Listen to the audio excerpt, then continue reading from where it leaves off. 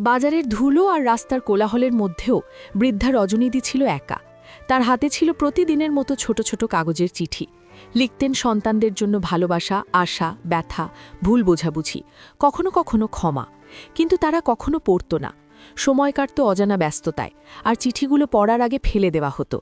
বৃদ্ধ চোখের কোণ শুকিয়ে ফেলত, হাসি লুকিয়ে রাখত, আবার লিখে যেত।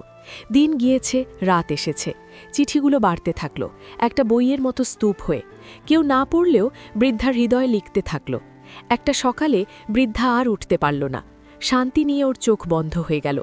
কেউ জানল না ওর ভেতরের অনুভূতি, শুধু চিঠিগুলো বাকি রইল, ওই নিঃশব্দ সাক্ষী। পরিবার যখন বাড়ি এলো, চিঠিগুলো পেল। পড়তে পড়তে চোখে অজানা জল জমল। প্রতিটি শব্দ বলল, আমি ছিলাম এখানে, আপনাদের জন্য সব হারিয়েও আমি আপনাদের ভালোবেসেছি। সেই চিঠিগুলোই এখন বলে দেয়, কোনো ইতিহাস বইয়ে নেই কিভাবে অবহেলিত একজন বৃদ্ধার ভালোবাসা চুপচাপ ইতিহাসের সাক্ষী হয়ে রইল। শেষে তারা বুঝল, প্রিয়জন হারালে শুধু দুঃখ নয়, সবসময় বোঝার সময়ও হারায় মানুষ।